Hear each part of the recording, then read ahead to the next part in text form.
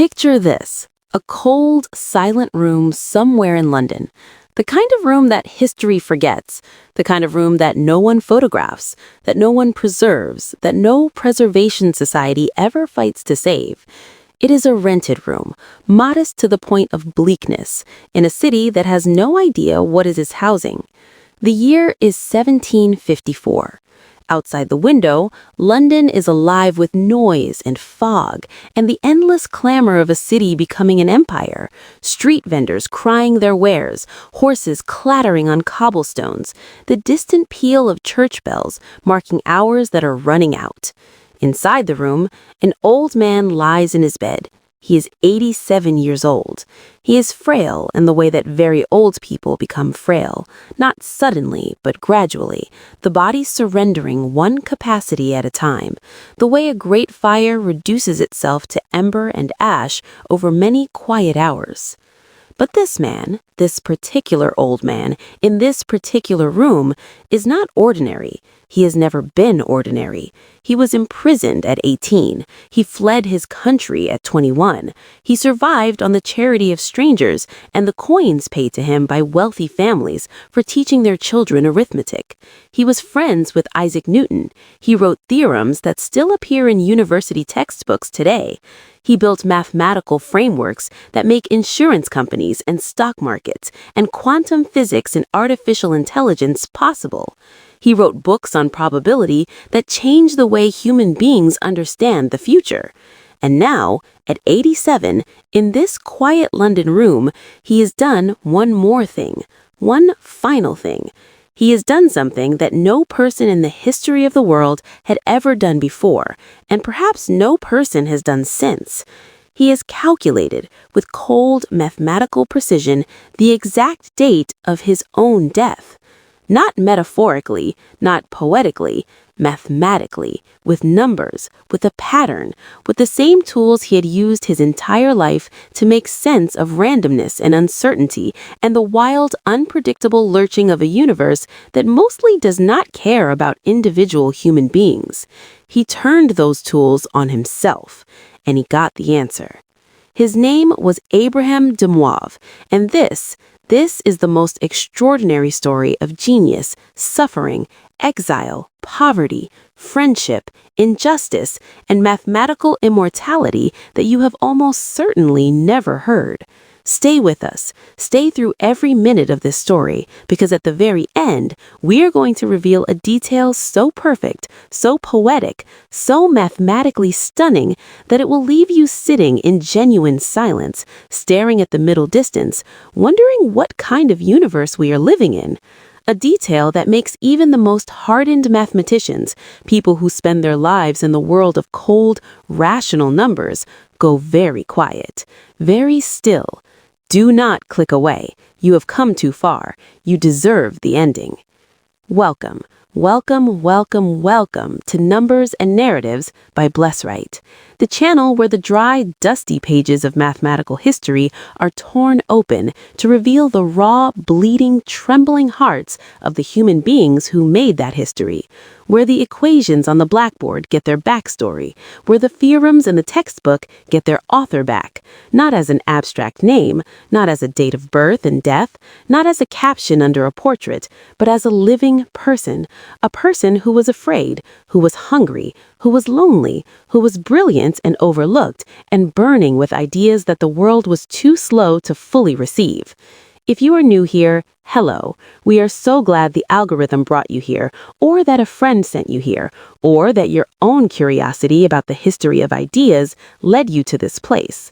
This channel exists because we fundamentally, passionately believe that the history of mathematics is the most human story ever told, that behind every great theorem there is a great struggle, that behind every formula there is a life, and that life deserves to be told with the same drama, the same emotional investment, the same narrative fire that we bring to any other great story, because these are great stories, the greatest stories, stories of people who change the way the human species understands reality and who often paid an enormous personal price for doing so.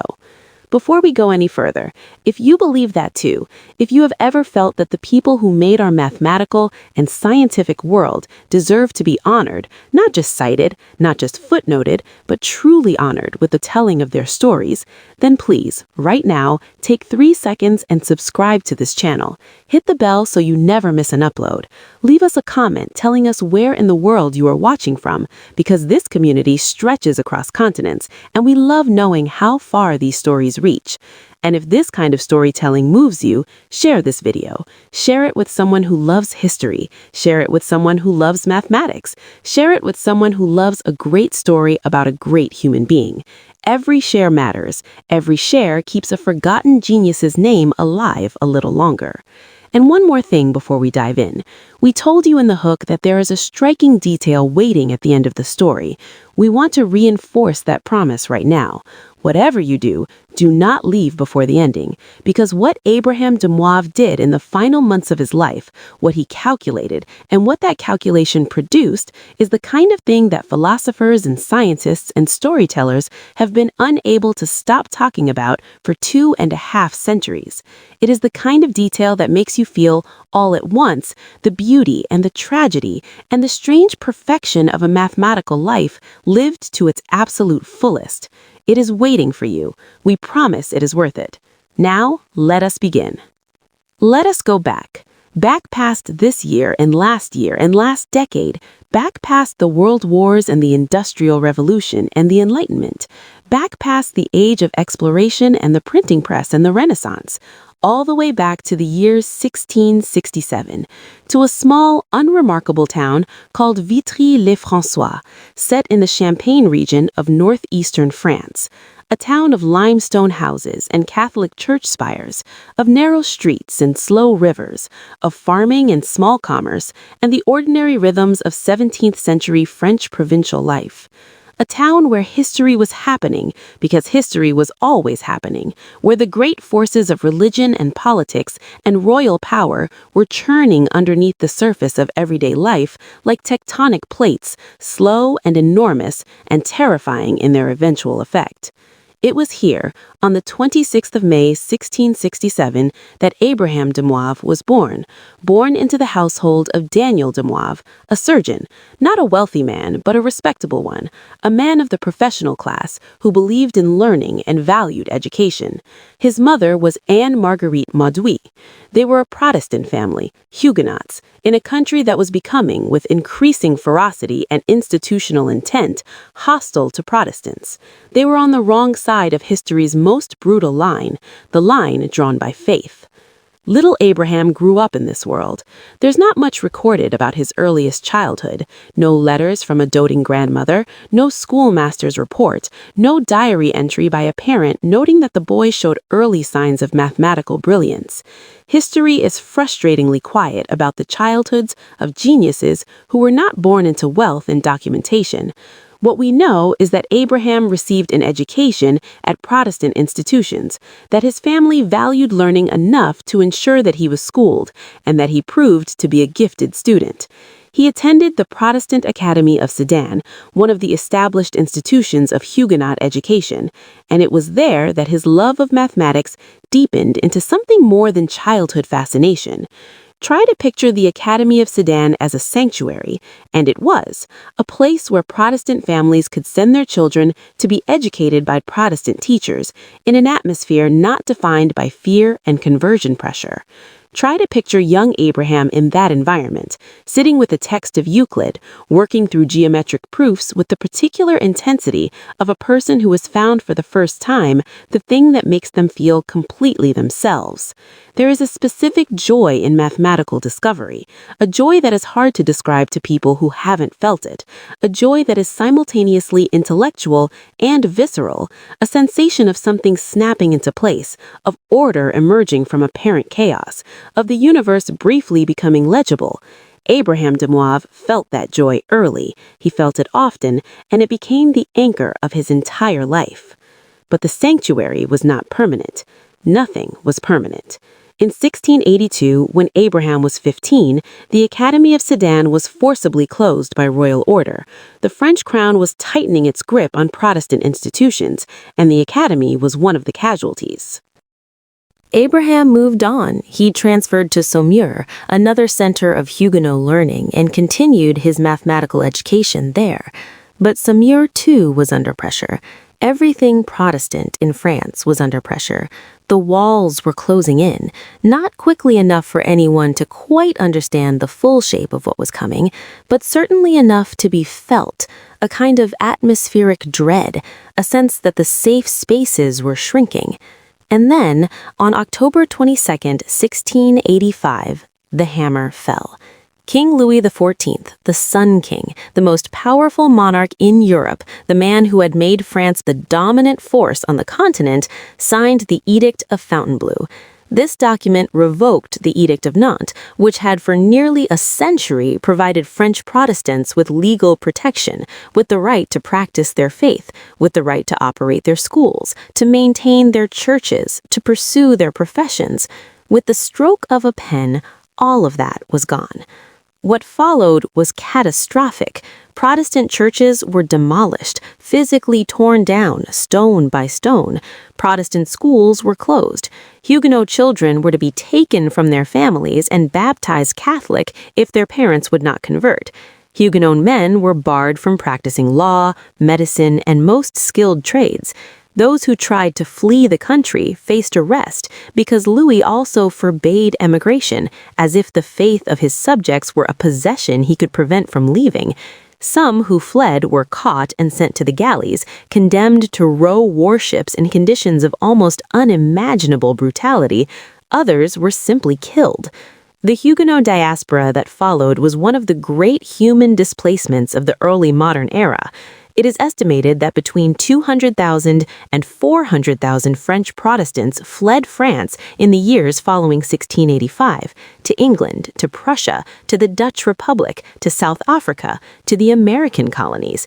They took with them their skills, their education, their faith, their cultural traditions, and, in many cases, an extraordinary concentration of intellectual and artisanal talent that would enrich every country that received them and impoverish France for generations.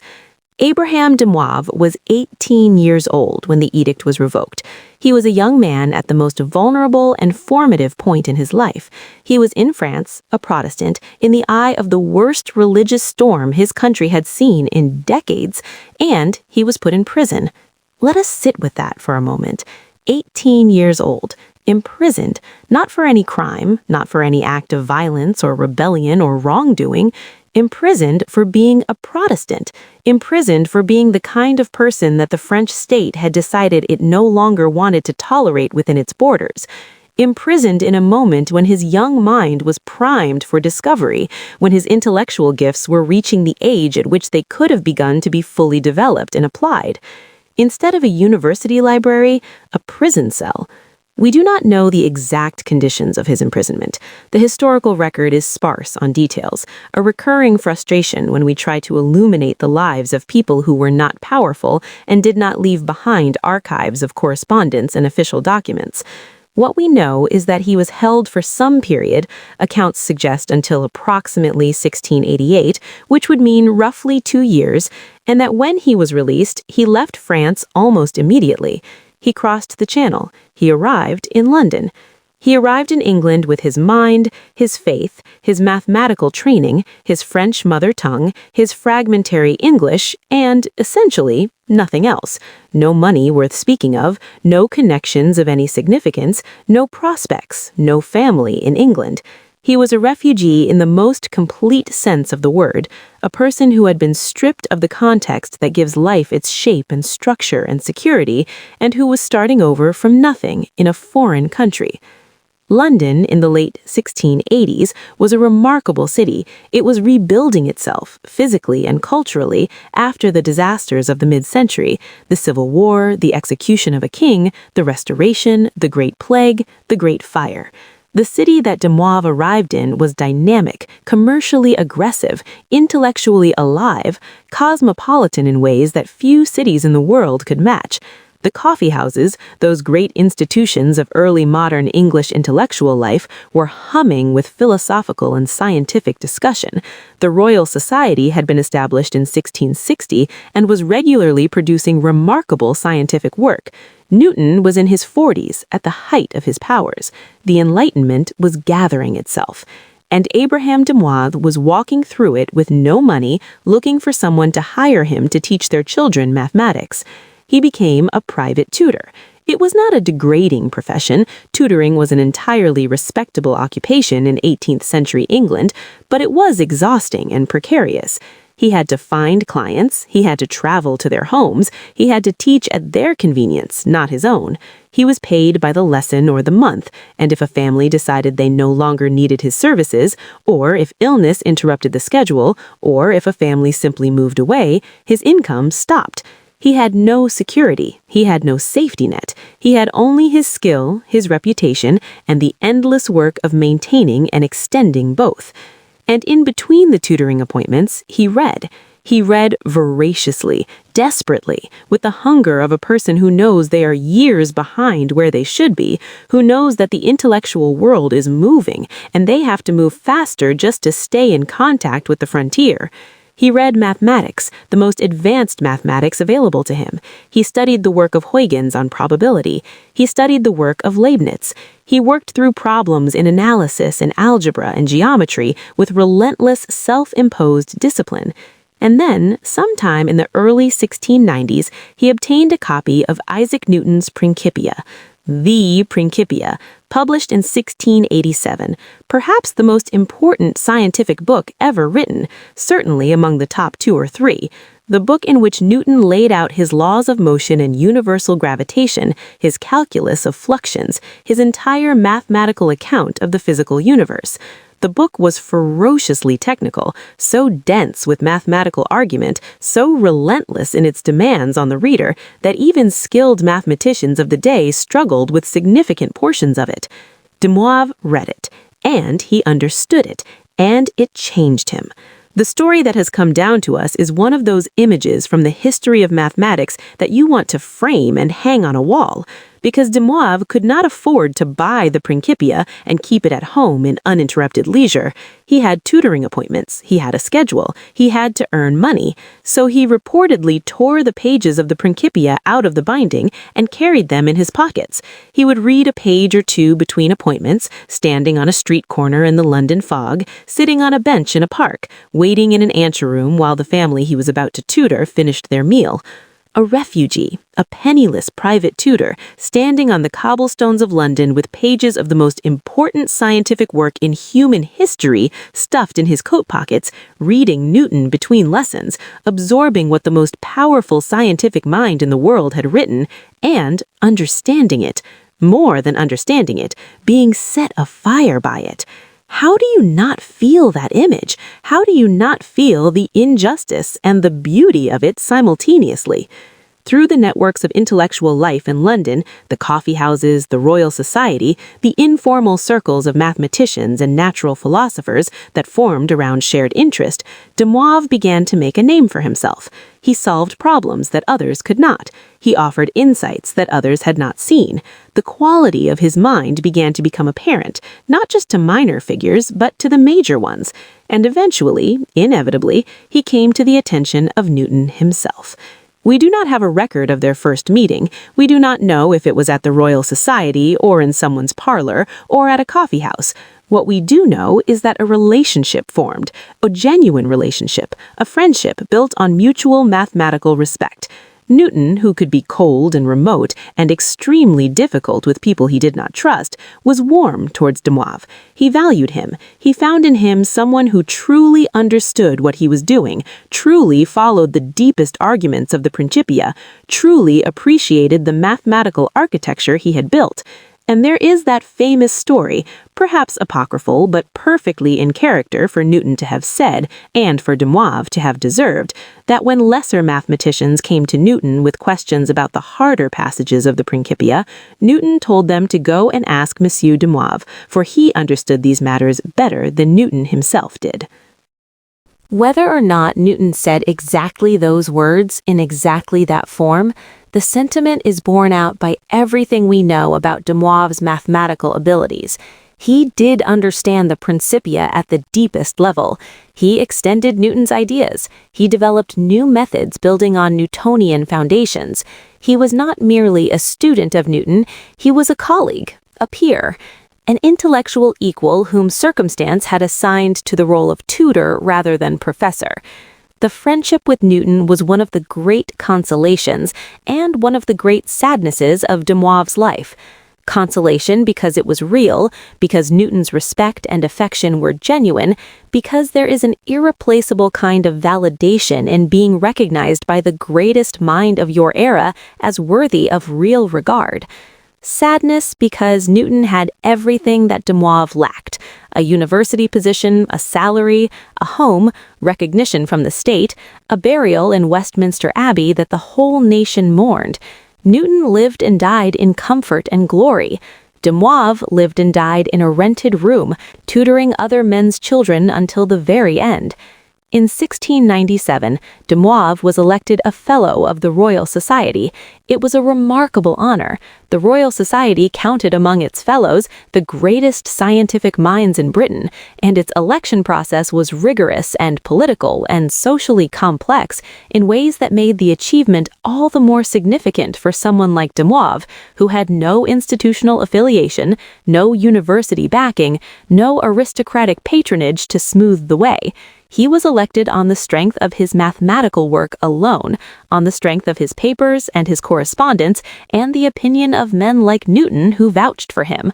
He was 30 years old. He had been in England for roughly 9 years. He had survived on tutoring income. He had read Newton by streetlight and in doorways. And now he was a Fellow of the Royal Society. But the fellowship did not change the material reality of his life. He was still a private tutor, he still walked from house to house, he still depended on the decisions of wealthy families about whether they needed mathematical instruction for their children this month. He still had no university position, no guaranteed income, no institutional security. The fellowship was an honor, a real and meaningful one, but it was not a salary, and de Moivre needed a salary. He applied for university positions. We know this because he wrote about it and because the absences, the university positions he never held, speak for themselves.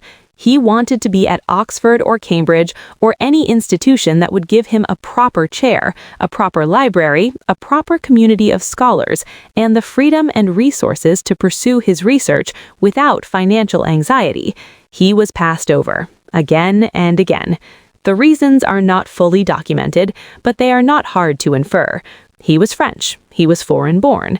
In an era before the globalization of academic hiring, university positions in England went to Englishmen, to men who had been educated at Oxford or Cambridge, who moved in the right social circles, who had the right connections and the right accent and the right nationality.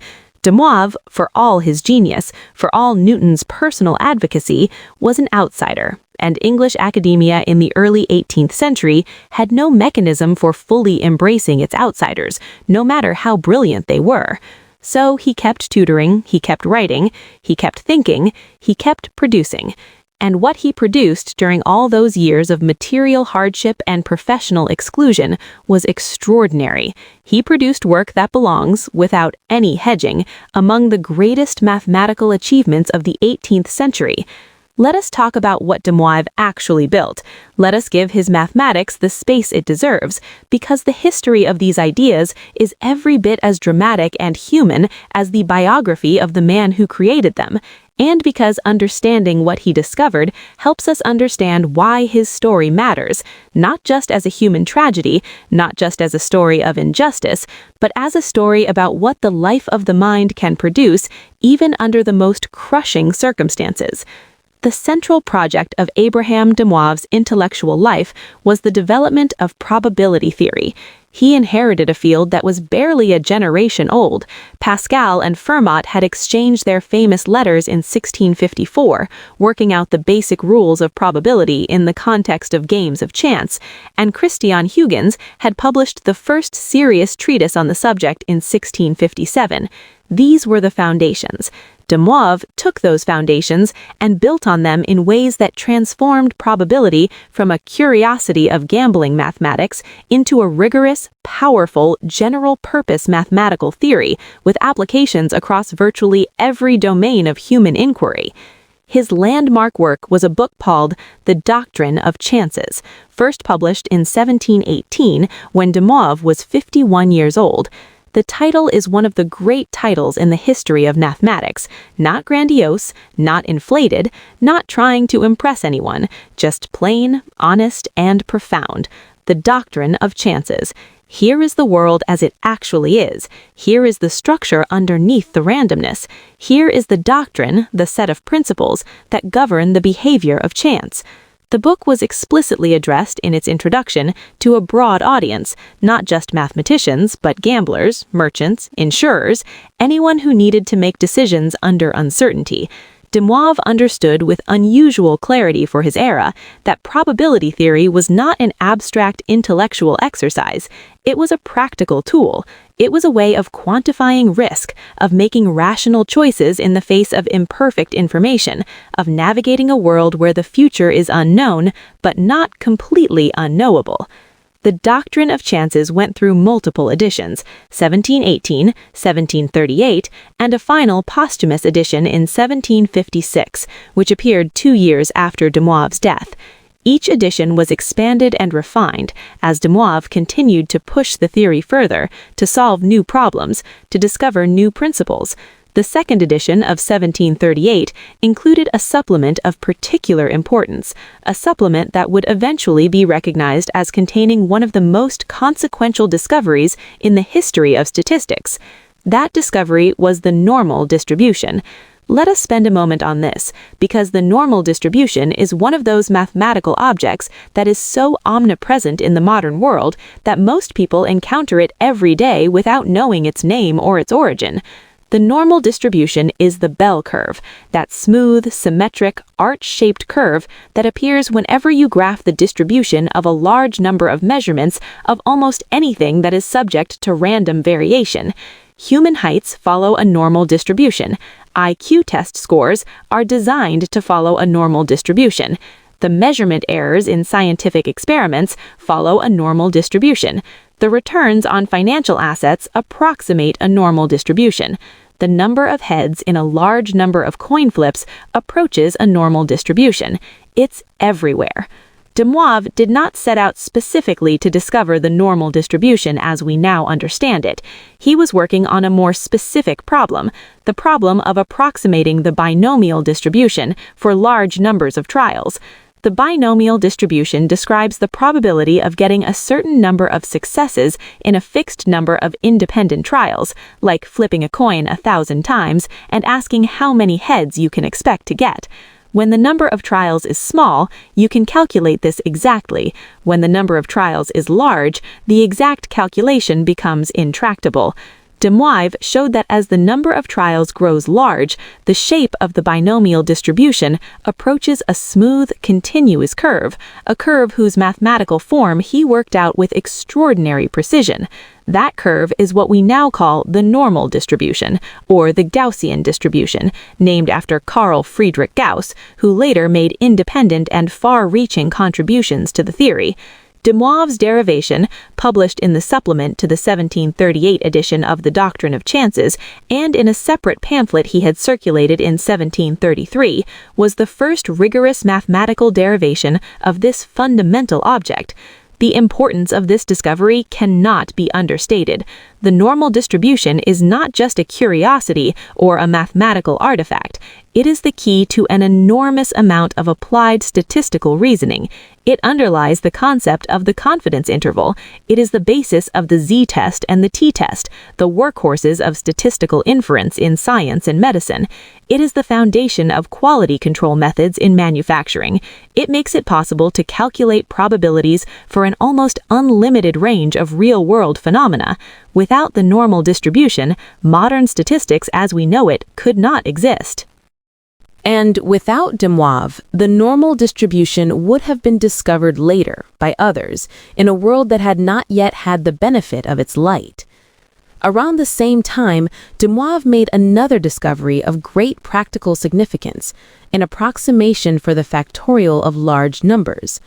The factorial of a number, n, written n factorial, is the product of all positive integers up to n. So 5 factorial is 1 times 2 times 3 times 4 times 5, which equals 120. These calculations grow explosively as n increases. 20 factorial is already a 19-digit number, and many important probability calculations require computing or approximating factorials of large numbers. De Moivre found a formula that approximates n factorial very accurately for large n. This formula was later refined by the Scottish mathematician James Stirling, and the result is known today as Stirling's approximation. But Stirling himself, to his credit, explicitly acknowledged that de Moivre had discovered the key idea first, that the approximation rightfully belonged to the man who had first found the essential structure, even if Stirling had polished and extended it. De Moivre's name is attached to the approximation in many mathematical discussions for exactly this reason. But of all de Moivre's mathematical contributions, the one that carries his name most prominently in modern mathematics, the one taught to students around the world as de Moivre's theorem, is his profound discovery in the theory of complex numbers. Complex numbers. Let us open this door for a moment, because behind it lies some of the most beautiful mathematics ever discovered by human beings, and because de Moivre's contribution to that mathematics is one of its most elegant achievements. A complex number is a number that has two parts, a real part and an imaginary part. The imaginary part involves the square root of -1, something written as I, a thing that seems, at first encounter, to be a kind of mathematical fiction, a trick, a workaround for a calculation that common sense says cannot work. You cannot take the square root of a negative number, we learned in school. The square of any real number is positive, so the square root of -1 cannot be a real number. And yet, and this is one of mathematics' great lessons, the things that cannot exist at one level of understanding often turn out to be perfectly real and immensely powerful at a deeper level. Complex numbers, once properly understood, are not fictions. They are as real as any other mathematical object, more real, in some sense, than the integers we learned first, because they include the integers as a special case and extend far beyond them. Complex numbers can be added, subtracted, multiplied, and divided.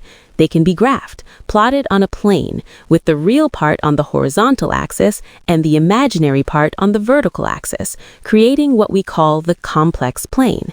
And when you represent them geometrically, in terms of their distance from the origin and their angle from the horizontal axis, something remarkable emerges. De Moivre's theorem captures this remarkable thing. It says that if you take a complex number expressed in terms of an angle, specifically the complex number whose real part is the cosine of an angle theta, and whose imaginary part is the sine of theta, and you raise it to the nth power, the result is the complex number whose real part is the cosine of n theta, and whose imaginary part is the sine of n theta. In other words, when you raise this kind of complex number to a power, the effect in the complex plane is rotation. Multiplying complex numbers rotates them. The algebra of complex numbers is, at a deep level, the algebra of rotation and scaling. This is beautiful. It is beautiful in the same way that the most profound mathematical theorems are beautiful, not just aesthetically pleasing, but revelatory, showing you a connection between things that previously seemed unrelated. Algebra and geometry and trigonometry bound together by this elegant identity. And this beauty turns out to be practically important in ways that de Moivre could not have fully anticipated. His theorem is used today in electrical engineering, where alternating currents are analyzed using complex numbers. It is used in signal processing, in quantum mechanics, in fluid dynamics, in cryptography. Everywhere that rotation and oscillation and periodic behavior need to be mathematically described, de Moivre's theorem is part of the toolkit. His theorem also laid a foundation that Leonhard Euler would build on to produce one of the most famous equations in all of mathematics, Euler's formula, and the special case known as Euler's identity, which connects 5 of the most fundamental constants in mathematics in a single equation of almost unbearable elegance. The line from de Moivre to Euler is not a long one. De Moivre opened the door, and Euler walked through it into a room whose beauty still makes mathematicians catch their breath. All of this was produced by Abraham de Moivre, the private tutor, the man who walked between appointments with pages of the Principia in his pockets, the man who never held a university position, the man who lived his entire adult life in material precarity in a country that was not his own, working under conditions that would have crushed lesser spirits, and did crush many fine ones. He was also deeply involved in the practical applications of probability theory, particularly in the area of actuarial science, the mathematics that underlies life insurance and annuities. This is another area where his work was foundational and where its influence has been enormous. Life insurance, as a mathematically sound business, requires being able to calculate how long people are likely to live, how likely they are to die at various ages, how risks should be priced and spread across a pool of policyholders. He worked on these problems. He developed methods for valuing annuities, regular payments made over a person's lifetime, that required careful probabilistic reasoning about mortality. His work contributed directly to the development of the actuarial tools that life insurance companies still use in their basic operations. Think about that. Every life insurance policy sold today, every premium calculated, every benefit paid, every risk assessed, exists within a framework that traces its mathematical foundations in part to Abraham de Moivre, the French Protestant refugee, the penniless tutor who was imprisoned at 18 and spent his entire adult life being passed over for the academic positions his genius should have earned him. And while we're thinking about that, let us also think about what it means for a field of mathematics to have this kind of practical reach. There is a persistent myth in popular culture that mathematics is an ivory tower pursuit, that mathematicians sit in beautiful abstractions far removed from the messiness of actual human life. Abraham de Moivre's life is a complete and total refutation of that myth. His mathematics came directly from human need. It came from the need to understand risk, the need to make rational decisions in the face of uncertainty, the need to know, as precisely as possible, what we can expect from a world that does not announce its intentions in advance. In de Moivre's time, the question of how to price an annuity, how to calculate the fair cost of a financial product that pays a person a regular income for the rest of their life, was a genuinely difficult and practically urgent mathematical problem. Governments sold annuities, merchants bought them, insurance syndicates issued them, and for much of the 16th century, these products were priced poorly because no one had the mathematical tools to properly calculate the relationship between the price of the annuity, the age of the buyer, and the probable remaining lifespan of that buyer. People were being systematically overcharged or undercharged, money was being mispriced, risk was being misallocated, and the root cause of all of it was inadequate mathematics. De Moivre's work on probability and mortality gave people, for the first time, a rigorous mathematical framework for thinking about these questions. His analysis of mortality data, his methods for calculating the present value of uncertain future cash flows, his contributions to what would become actuarial science, these were not abstract exercises. They were tools for solving real problems that real people faced in their real financial lives. And the fact that those tools are still embedded in the global insurance industry more than 250 years after his death is perhaps the most remarkable testament to the quality of his mathematical thinking. There is something almost unbearably poignant about this. A man who could not secure financial stability for himself spent his life developing the mathematics that has helped millions of other people secure financial stability for themselves through insurance and annuities. A man who died in a rented room, dependent on the modest charity of the Royal Society in his final years, built the mathematical foundations of an industry whose entire purpose is to protect people from exactly the kind of financial precarity that defined his own existence. He gave to the world what the world would not give to him. Let us also spend a moment on the intellectual community that de Moivre inhabited, because it is impossible to fully understand his life without understanding the remarkable world of ideas that surrounded him in London, even as he remained at its financial margins.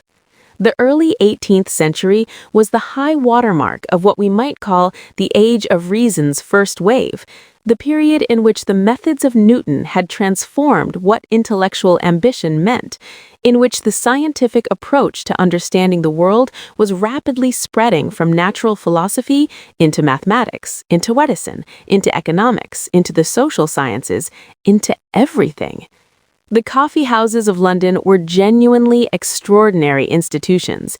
In an era before universities had fully modernized, before academic journals had proliferated, before the infrastructure of modern scientific communication existed, the coffee house served as the meeting ground of ideas. Merchants and mathematicians, poets and physicians, engineers and theologians, all mixed in these smoky, noisy, democratic spaces, buying coffee and newspapers and access to conversations that could change the direction of their thinking. De Moivre was a regular at several London coffeehouses, particularly Slaughter's Coffee House in St. Martin's Lane, which became a known gathering point for mathematicians and chess players. He earned a modest income there by playing chess against all comers, and because he was a very good chess player, this was a supplementary revenue stream of some reliability.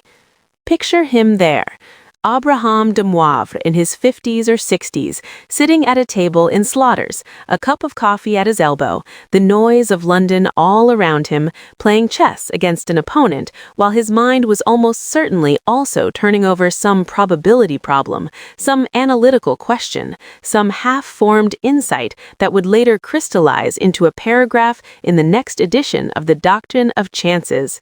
This was his world, not the paneled study of an Oxford don, not the dignified quiet of a Cambridge library, but a London coffeehouse where he played chess for money and talked mathematics with anyone willing to engage. His correspondence with mathematicians on the continent was extensive. The Bernoulli family, perhaps the most remarkable mathematical dynasty in history, producing a succession of brilliant mathematicians across 3 generations, were among his correspondents. Johann Bernoulli and his son Daniel Bernoulli both exchanged letters with de Moivre on topics of probability, analysis, and mathematical physics. These exchanges were substantive, not the polite, formal letters of mere professional courtesy, but genuine intellectual engagement between people working on the same deep problems from different angles. That de Moivre was regarded as a worthy correspondent by the Bernoullis, who were themselves among the greatest mathematicians of the era, tells us everything we need to know about his standing among those best positioned to judge. He was also in contact with Gottfried Wilhelm Leibniz, Newton's great rival in the development of calculus, the man whose notation we still use today when we write an integral sign, the philosopher-mathematician who had developed one of the most comprehensive and ambitious intellectual systems of the modern era. Leibniz and Newton had their famous priority dispute over the invention of calculus, a dispute that poisoned English continental mathematical relations for decades and had complex effects on the development of mathematics in both traditions. De Moivre navigated this politically charged terrain with some care, loyal to Newton personally, while maintaining respectful intellectual relationships with continental mathematicians who stood in the Leibnizian tradition. The Royal Society was another central institution of his intellectual life. After his election in 1697, he participated actively, attending meetings, contributing to discussions, serving on committees, engaging with the ongoing scientific conversation of that remarkable body. He was appointed to the committee tasked with adjudicating the priority dispute between Newton and Leibniz over the calculus, a politically fraught assignment that required both mathematical competence and diplomatic sensitivity. His work on this committee and the committee's final report, which largely supported Newton's position, brought him further into the inner circle of English scientific life, even as the university doors remained closed. His contributions to analytic geometry, the branch of mathematics that treats geometric shapes algebraically, allowing curves and surfaces to be represented by equations, were also significant, though this area is less commonly cited in the biographical summaries of his work. He was working in a tradition that Descartes had established, and he extended that tradition in ways that influenced later developments in the field. Through all of this, through all these decades of mathematical production, the social and financial reality of his life barely changed. He grew older, he grew frailer, he continued to tutor, his eyesight began to decline, his health became an increasing concern. He applied at various points for positions at the Royal Observatory and other institutions that might have offered some stability, but these applications came to nothing. His friends at the Royal Society were aware of his situation and made efforts on his behalf, channeling some financial support to him in his old age, but it was modest help, a gesture of recognition rather than a solution to the structural injustice of a life lived outside the institutions that should have nurtured him. Newton died in 1727. The death of his great friend and advocate must have been a profound loss for de Moivre, not just personally, but practically, because Newton's influence had been one of the forces that kept his reputation alive, in a world that might otherwise have found it easier to overlook him. After Newton's death, de Moivre was one of the senior figures in English mathematical culture, and he was treated with a certain respect and deference appropriate to that status. But the status brought no university appointment, no financial security, no change in the fundamental conditions of his life. He continued working. The final edition of the Doctrine of Chances was in preparation. He continued to correspond with mathematicians on the continent. He continued to think. The letters and the calculations kept coming out of that rented room, that man who had survived prison and exile and poverty and 60 years of being told, in the language of institutional exclusion, that no matter how brilliant he was, there was no chair for him at any English table. He was in his 80s now. He was very old by any standard, and by the standards of the 18th century, when most people did not live to see 70, he was extraordinarily old. His body was failing, his senses were dimming, he slept more and more. And this is where we arrive at the extraordinary thing, the thing we promised you, the thing that has been waiting at the end of all of this, waiting like a mathematical proof for its final line, waiting like a story for its last sentence, waiting with the patience that only the most elegant and perfectly constructed endings can afford. Before we get to that final detail, though, let us pause one more time in the middle of all this mathematics and biography and historical drama, and let ourselves feel the full weight of what this man's life actually was. Because it is easy in the rush of narrative to let the details wash over us without truly landing. It is easy to hear 60 years as a private tutor and not truly feel what 60 years is. 60 years. That is the entire span of many people's adult lives. That is longer than most careers. That is a period of time in which empires rise and fall, in which scientific revolutions unfold, in which the entire intellectual landscape of a civilization is transformed. 60 years is not a footnote. It is a life. Abraham de Moivre spent 60 years carrying mathematics through the streets of London in the margins of a working life spent teaching other people's children. He produced work that would reshape statistics, probability, and complex analysis, work of a quality and originality that any university in the world would have been fortunate to claim as the product of its faculty. He did it without a faculty appointment. He did it without a salary attached to his intellectual work. He did it in the hours he could steal from the relentless practical necessity of earning enough money to live. We should be angry about this. We should feel, when we hear this story, a genuine, righteous anger on behalf of this man. Not a performative anger, not an easy, modern virtue signaling about historical injustice, but a real, felt, personal anger of the kind that comes when you encounter waste. Genuine waste of human potential, human dignity, human genius. The waste was not total. De Moivre produced his work. The mathematics exists. But how much more might he have produced if he had been given the time? How many more theorems? How many more editions of the doctrine of chances, each more refined and comprehensive than the last? How much further might he have pushed the boundaries of probability and complex analysis if he had not had to spend so many hours walking between tutoring appointments? We will never know, and that not knowing is part of the tragedy. What we do know is the legacy, and the legacy is immense. Let us walk through it one more time, slowly, deliberately, giving each part of it the space it deserves. The doctrine of chances is a foundational text of probability theory. When historians of mathematics trace the development of statistical reasoning from its earliest beginnings to the sophisticated modern form it takes today, the doctrine of chances appears as one of the essential milestones. It is the point at which probability theory grew from a collection of interesting results about card games and dice throws into a general, rigorous, applicable mathematical system. It is the point at which the question, "What are the odds?" became answerable not just approximately, not just intuitively, but precisely, with calculations that could be followed, checked, extended, and applied to any situation involving uncertainty and chance. The normal distribution, De Moivre's bell curve, is arguably the single most important probability distribution in the history of applied mathematics.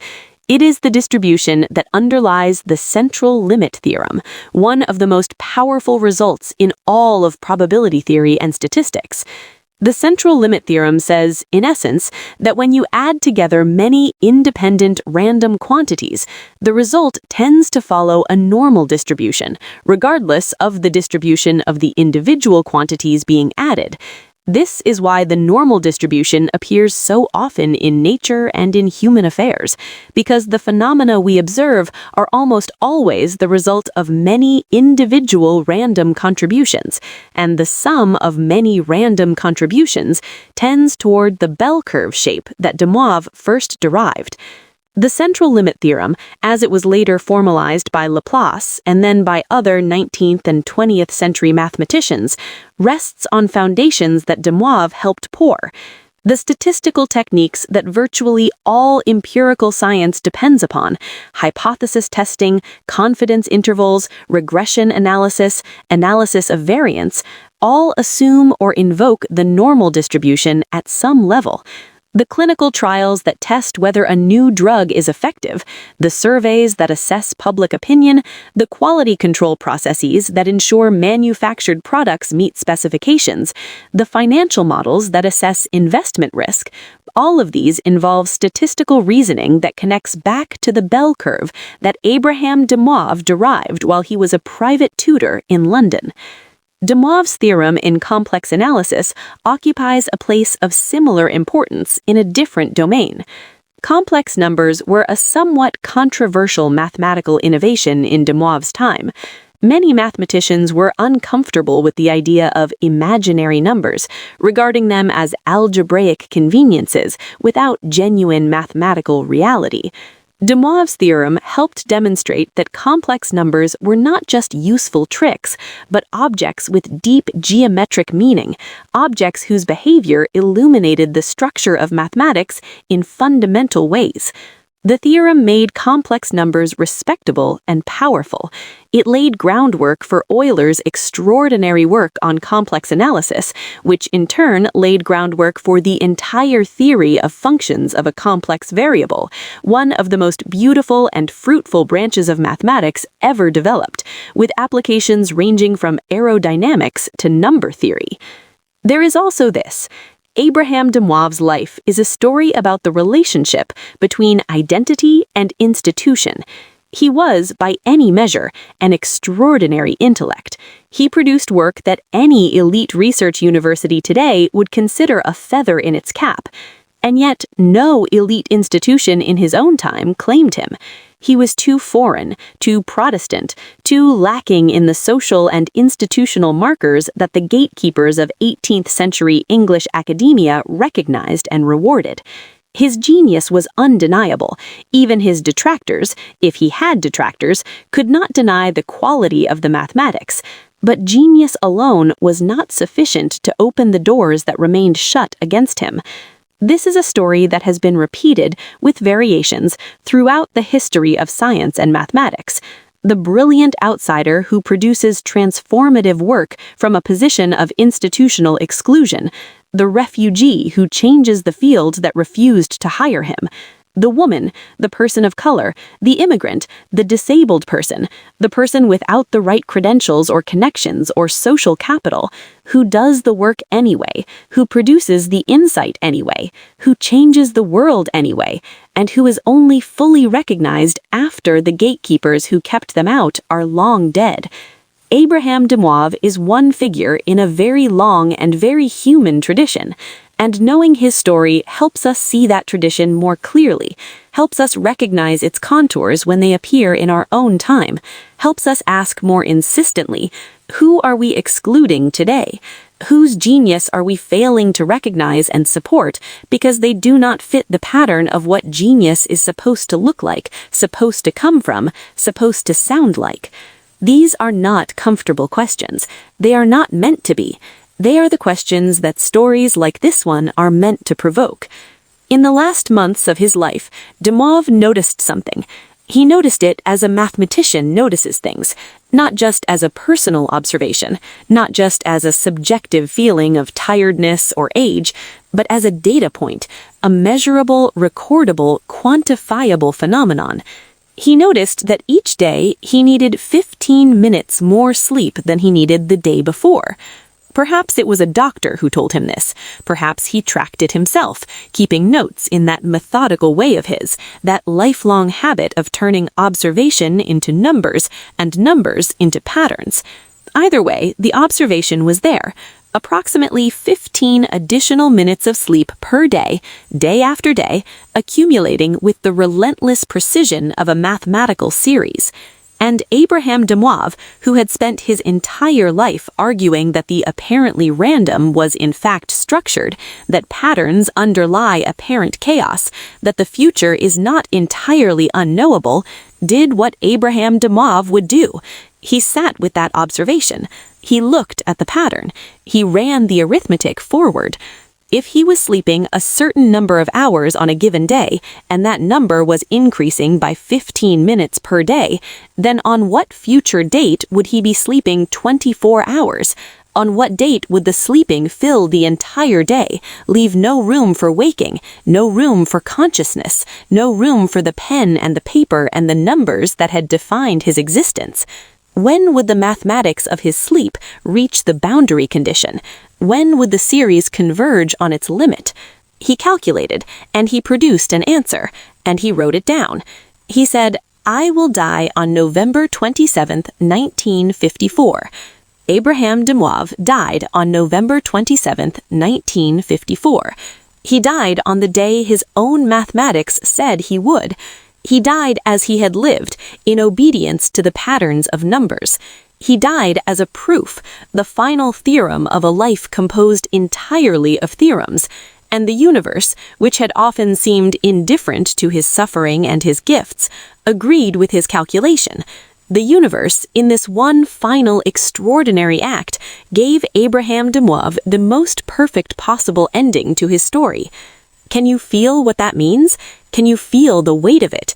This man, imprisoned for his faith, expelled from his country, denied every university position he should have had, spent 60 years in poverty, tutored other people's children while building the mathematics that would underpin the modern world.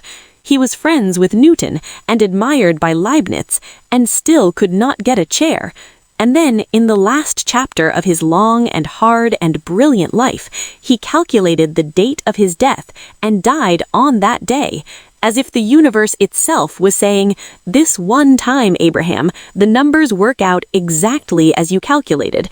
This one time, the world gives you exactly what your mathematics says it should."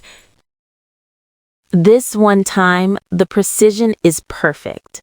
He was buried in St. Martin in the Fields, the elegant church in Trafalgar Square, London. Not in France, never again in France. In England, the country that had taken him in without ever fully welcoming him, the country he had served with his intellect and his labor for more than 60 years. The country where he had arrived with nothing and had become one of the most important mathematical minds of his era. That is where he rests. And the mathematics lives on.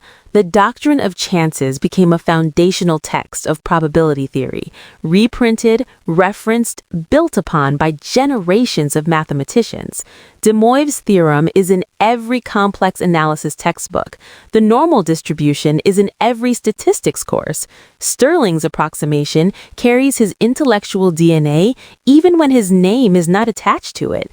The actuarial methods he helped develop are embedded in the operations of the global insurance industry. The statistical tools he pioneered are part of the daily work of science, medicine, economics, engineering, and data science around the world. Every time a scientist publishes a study with a confidence interval, De Moivre is there. Every time an engineer uses signal processing to filter noise from a communication system, De Moivre is there. Every time a doctor interprets a diagnostic test result in the context of a reference range built on population statistics, De Moivre is there. Every time an AI system expresses probabilistic uncertainty about a prediction, the mathematical framework it uses traces its lineage through De Moivre. He is everywhere, invisible, unnamed, unrecognized in daily practice, but everywhere. The great irony of Abraham de Moivre's life is that he was invisible during it and omnipresent after it. Invisible to the institutions that should have honored him, the universities that would not hire him, the government that would not support him, the nation that would not claim him. Omnipresent in the intellectual structure of the world those institutions helped build. He is in the walls of every building that probability theory helped design. He is in the actuarial tables of every insurance company that probability theory made solvent. He is in the statistical reasoning of every medical trial that probability theory made rigorous. The universe, it turns out, is not indifferent to genius. It simply operates on a longer timescale than individual human lives. The recognition that Abraham de Moivre deserved and was denied in his lifetime has been accruing in the centuries since his death, compounding like interest, like the very annuity calculations he worked out in that rented London room, patient and precise, and ultimately enormous. That is Abraham de Moivre. That is the whole story. A man of the deepest gifts, a man of the hardest circumstances, a man who never stopped, who never broke, who never allowed the injustice of his situation to silence the mathematics that poured out of him, who walked those London streets for 60 years with his books and his calculations and his beautiful, inextinguishable mind, and who left the world immeasurably richer for having been in it, and who, at the very end, proved one final theorem, the theorem of his own Veth, with the same precision and elegance that had characterized every other theorem he ever wrote. Abraham de Moivre, 1667 to 1754, imprisoned, exiled, overlooked, and mathematically immortal. And that, dear friends, is the story of Abraham de Moivre, one of the most astonishing lives in the entire history of mathematics, a life of injustice and perseverance and friendship and poverty and extraordinary intellectual creation, ending in the most perfectly mathematical way imaginable, with a man dying on the exact day his own calculations predicted he would. If this story moved you, if it stirred something in you, if it made you think, if it made you feel, please share this video right now. Do not wait. Click share and send it to someone. Post it somewhere. Tag someone in the comments who needs to hear this story. Abraham de Moivre spent his life being denied the recognition he deserved. Every time we share his story, we give him a little of what was taken from him. Every view of this video is a small act of historical justice, and we believe in historical justice here at Numbers and Narratives by Blessright. If you have not subscribed yet, please subscribe right now. We upload every week. Every week, a new story like this one. Stories of the mathematical giants who changed everything and were forgotten. Stories of the women and men who built the modern intellectual world from the margins, from exile, from poverty, from prisons, from positions of absolute disadvantage. This is what we do. This is what we are here for. Subscribe, turn on the bell, be here for the next one. Drop a comment and tell us which part of this story hit you hardest. Was it the imprisonment at 18, the exile from France, the 60 years of tutoring in poverty while Newton was his friend, the theorem, the normal distribution, or was it that ending, that extraordinary, perfect, spine-chilling ending of a man dying on the exact day his own calculations predicted he would? Tell us. We read every single comment. We want to know what you felt. We want to hear from you. Thank you for watching this video all the way to the end. Thank you for honoring the life of Abraham de Moivre with your attention.